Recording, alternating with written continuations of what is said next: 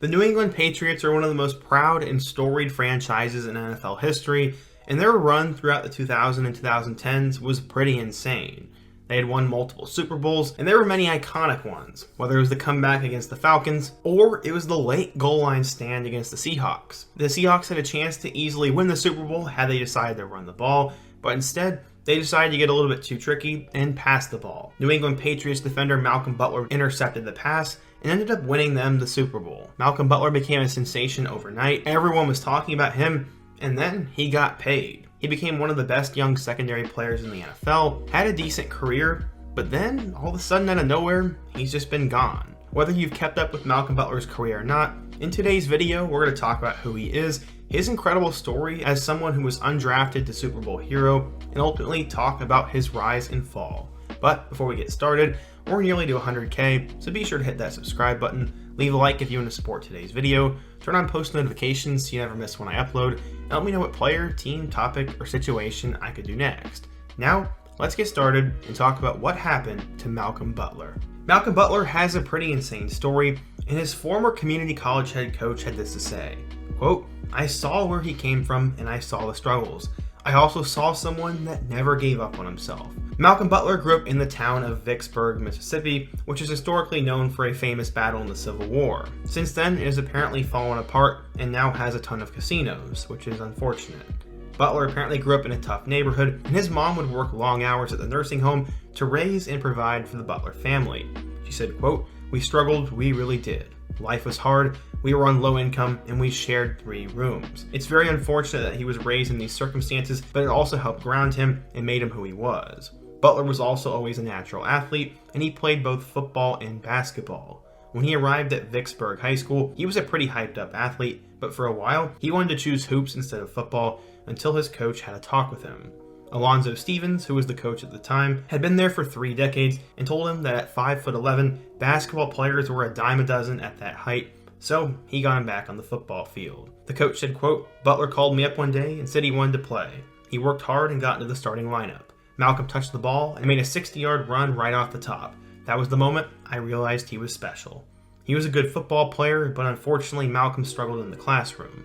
He worked at Popeyes on the side, and everyone around him said he was going to make it in life because of his attitude and work ethic. This would end up paying off in a big way for Malcolm as he took a different football path. His grades prevented him from going to Division I, so he attended Hines Community College, which was located in Raymond, Mississippi.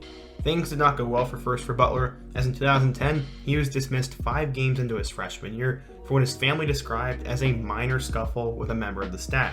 Butler apparently felt he was disrespecting him by aggressively demanding to see his ID badge. Malcolm at this point had the choice to quit or work harder. He decided to take classes at Alcorn State and work full-time at Popeyes until he was back on the team. He then went to West Alabama, where he played corner and averaged nearly 30 yards per kickoff return. As a Division II player, his odds of making an NFL roster were pretty much zero.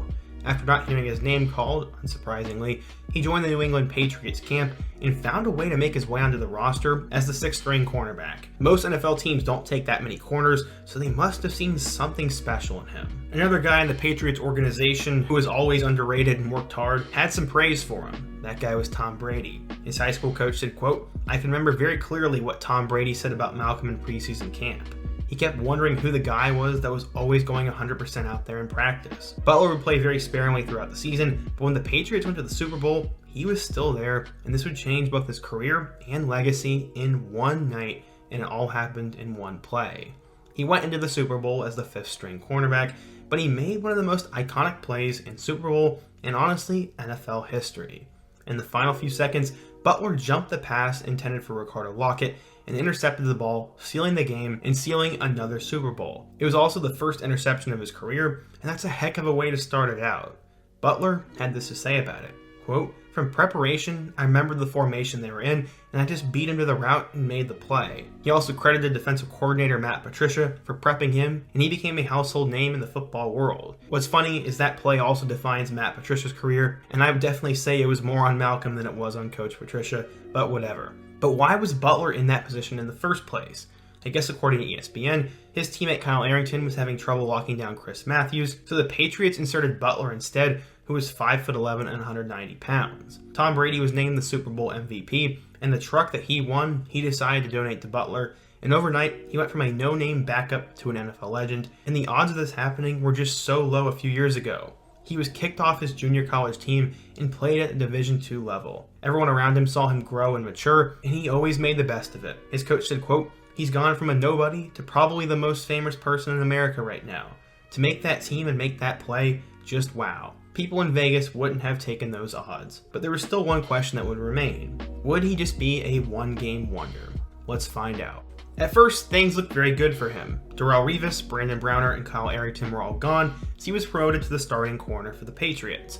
Butler would make a ton of big plays, and he actually led the Patriots in total snaps. He's also the only Patriot defensive player to play more than 90% of the snaps in 2015. Because of that, he got a huge pay increase and was also named to the 2016 Pro Bowl, which was his first. 2016 would be an even bigger year for Butler as he became an All-Pro player and was ranked number 99 in the NFL Top 100. His stats were pretty good. In 2015, he finished with 56 tackles, 2 interceptions, and 15 pass deflections. In 2016, he had 48 tackles, 4 interceptions, and 17 pass deflections.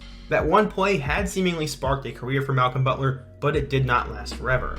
After a decent 2017 regular season, the Patriots would once again advance to play in the Super Bowl, where Butler would end up playing one total snap.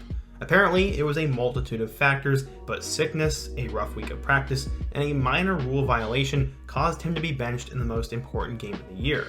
Butler was upset about this and hinted that his days in New England were close to being over. He said, quote, "I don't know what it was. I guess I wasn't playing good or they didn't feel comfortable. I don't know, but I could have changed that game." 2017, he finished with 55 tackles, 3 forced fumbles, 2 picks, and 12 pass deflections, making it a very solid season, and I don't understand why he would not have played in the Super Bowl. Because of this, he decided to go across the country and sign with a new franchise, this time the Tennessee Titans. Unfortunately, it was not a great start for Butler, as he struggled mightily in the first half of the year, but he did get better as the season progressed. He finished his first season with the Titans with a career-high 69 tackles, 12 pass deflections, 3 picks, a sack, and even a touchdown. In 2019, he once again hit the ground running, but unfortunately in early November, he broke his wrist and was placed on IR for the remainder of the season. 2020 would be difficult for him. It was a year of ups and downs, and he finished with 5 interceptions, but then the Titans decided it was best to move on from him. He was eventually cut by the Titans despite having 2 years left on his contract, but Butler was not surprised. He said, quote, "I was surprised, but I also wasn't. This is the NFL, it's about business. You know the cap space, and they had some trouble with that.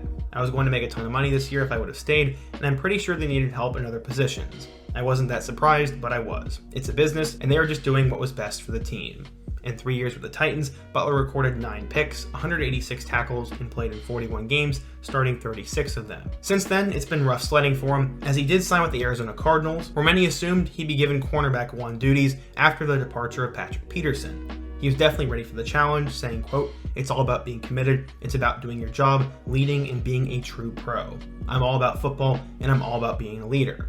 But this would not end up happening, as he decided to retire right before the 2021 season due to personal issues. He said he wasn't in the right mental state to play in the game, while skeptics believe he did that to get out of Arizona. Either way, his career was over until he decided to come out of retirement. This past spring, he'd signed with the Patriots for a second time before he ended up getting hurt.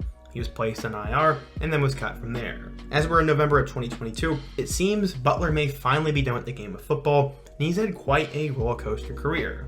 In the blink of an eye, Butler went from a Super Bowl hero to a Pro Bowler to cut and out of the league. It shows you how brutal the NFL is and how brutal that cornerback position is. Going into today's video, I thought Butler was definitely going to be a bust, but looking back through it, he actually had a really good career, and that one play totally changed the direction of everything. Had he have not done that, he more than likely would not have gotten much more time with the Patriots and definitely would not have signed a good contract or been a big name on the free agent market. It's unfortunate that his career is over now, but he made that memorable play, has an incredible story, and is someone that almost every football fan knows, which is also a huge accomplishment in itself. I'm a big Malcolm Butler fan, and I wish the best for him in his next stage of life. But what do you guys think? What do you guys think of Malcolm Butler? Do you label him as a star or a bust? And who's another player with a great story I could take a look at next? Be sure to let me know down below. Leave a like if you want to support today's video, subscribe if you're new, and check out all of the videos on the end screen. Hope to see you guys again soon. But until next time, peace.